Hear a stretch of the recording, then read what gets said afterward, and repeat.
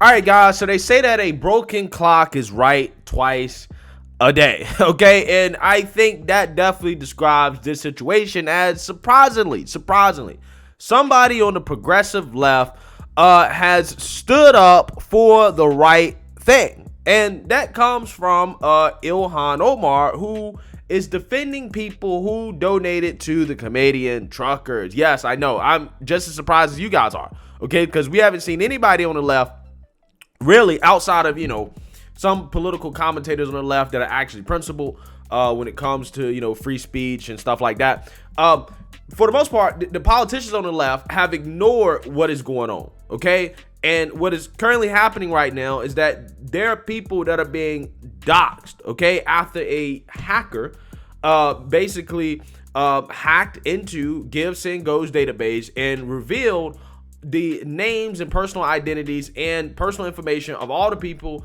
that donated to GiveSendGo and supported the Freedom Truckers on their platform. Okay, now the mainstream liberal media is taking this information and they're using that to try to smear people who donated and to basically make them lose their jobs, right, and to affect their livelihoods. That is currently what is happening right now, and it is really a shame to see this in America, that what is basically a crime, right, hacking into a private company and revealing that personal information, that the mainstream liberal media is taking this information and trying to distribute it on the internet, right? And we also do know, or somebody stepped up to claim responsibility for the hacker, and apparently it was the founder, or one of the co-founders of the famous hacking group Anonymous, that claimed responsibility for this. And I just want to show this quick video to give you guys an idea of who this guy is. Take a look.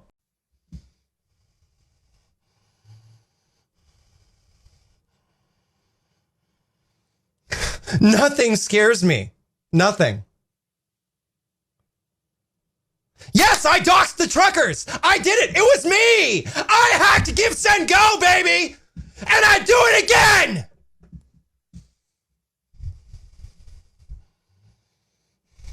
I do it 100 times. I did it. I did it. Come at me. What are you going to do? What are you going to do to me, huh?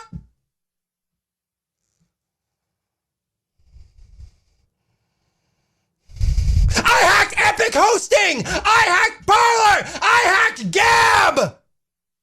I hacked Truth Social! I hacked GiveSendGo! I don't care!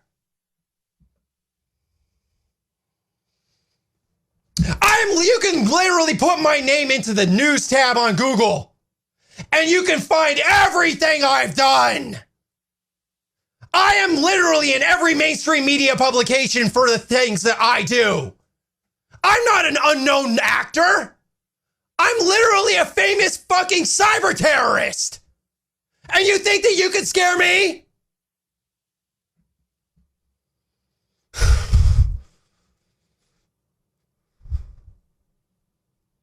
Yeah, so the main takeaway here is this. I don't know whether this guy actually did it or not, okay? He's taking responsibility for it.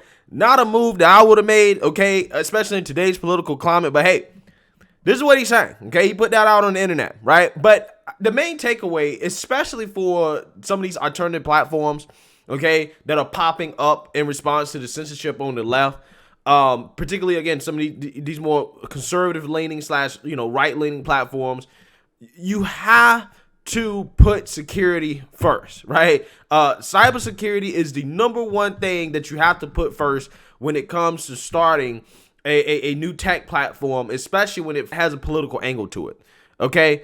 And GiveSendGo, it appears that they had some issues with that allowed them to be hacked and for people's personal information to be revealed, which could spell the end of their company, right? And I hate to say it, because when you get personal information like that leaked on the internet and these companies aren't, necessarily doing what they got to do to protect that information, people are going to sue, right? And there's probably a whole lot of people that's going to sue GiveSendGo for allowing this to happen and for not, improving their security and making sure that this wouldn't happen.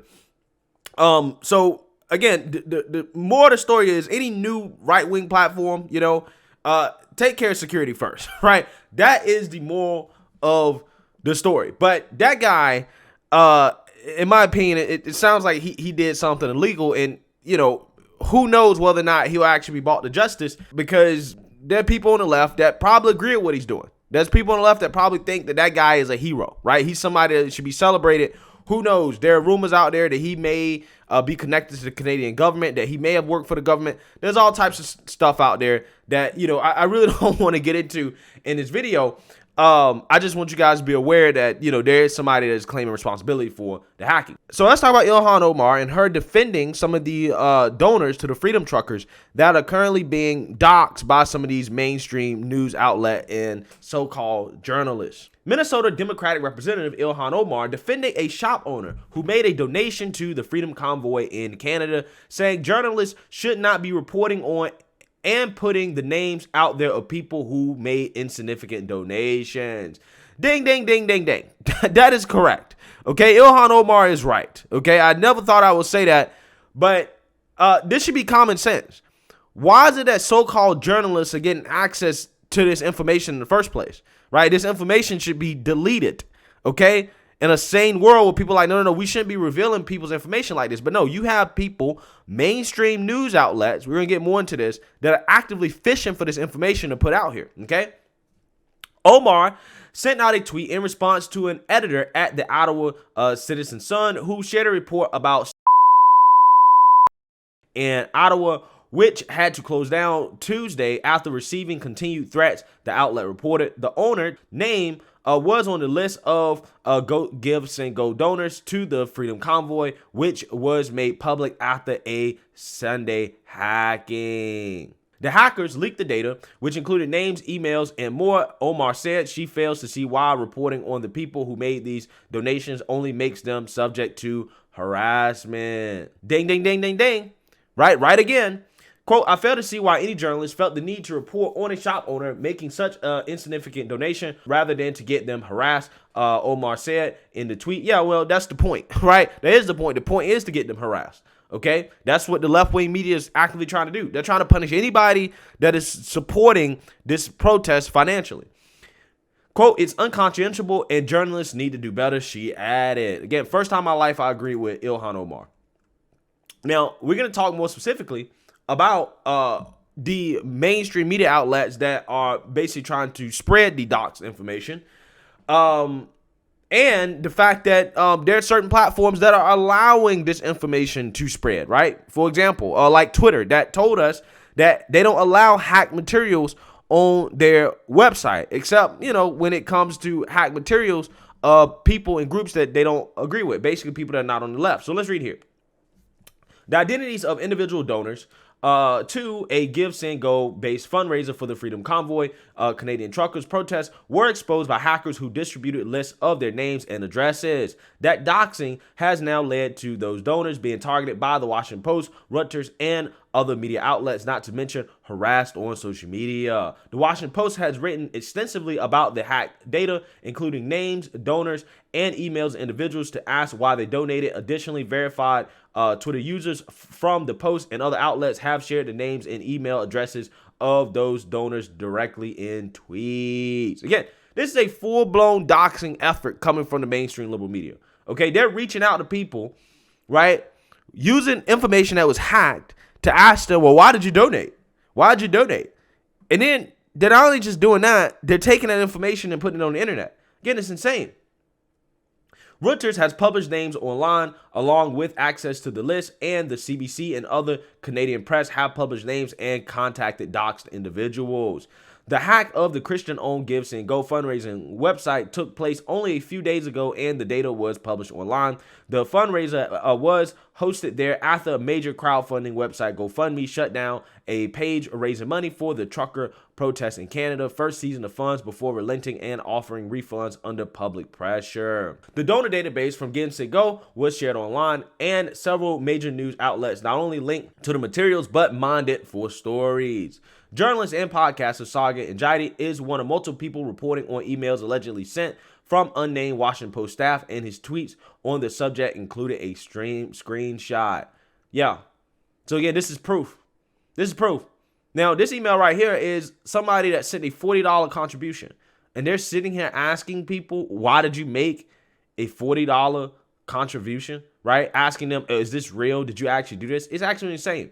It's not just the Washington Post reaching out to these donors for interrogation. Canadian press have been tracking down donors too. When the New York Post was suspended from Twitter over the article about Hunter Biden's laptop, Twitter cited their hack materials policies as the basis, but also updated the policy as a result of that incident. The new policy says that the company does not permit the use of our services to directly distribute content obtained through hacking by the people or groups associated with a hack.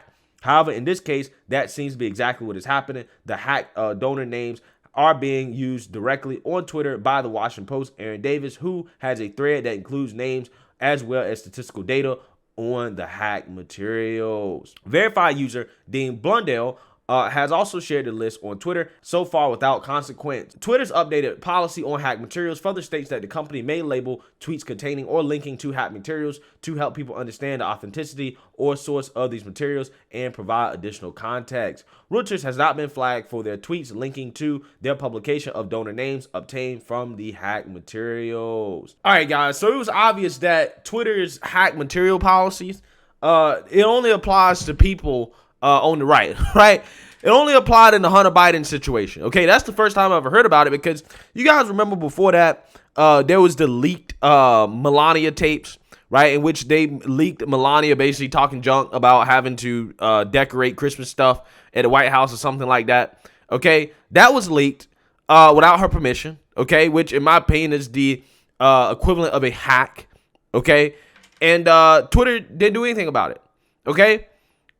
So again, we have a situation here where there is a hacking and doxing effort going on, not just from individuals, but also the mainstream liberal media who is perpetuating this, okay, which is disgusting, right? To think about it, the Washington Post is putting these people's names and personal information out there. But this is happening, and they're actively posting this on Twitter, and Twitter's just twiddling their thumbs. Like, we don't know what's going on, you know?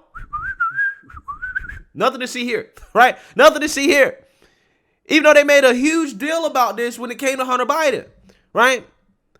Again, it shows you just, you know, how stacked the deck is, you know, against, you know, conservatives, and that, you know, these outlets, they're not neutral. Okay, so when people on the right complain about censorship and say that it's biased, that is 100% true. It is, in fact, bias against right-leaning and conservative movements. It is what it is. I don't know how much more evidence we actually need.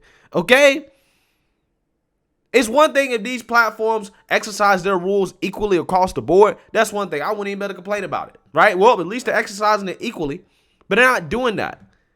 They're doing it based off what they agree with politically and what they don't agree with politically. Right? And this is just another example of that. It's just another example. So, look, all that is to say, you know, again, when it comes to some of these more right-leaning platforms, man, security is a must, right? Network security is a must, and trying to be as independent as possible is probably the priority that a lot of these platforms need to start taking up, because this stuff is going to keep happening, right?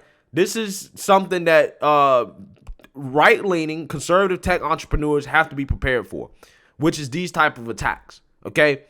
Because there are people on the left that are going to do whatever they have to do to take down conservative causes, including, again, you know, hacking and doxing people who are simply just trying to support a overwhelmingly peaceful protest. So let me know what you guys think. Make sure you like, comment, and subscribe. Most importantly, share a Black conservative perspective. Peace.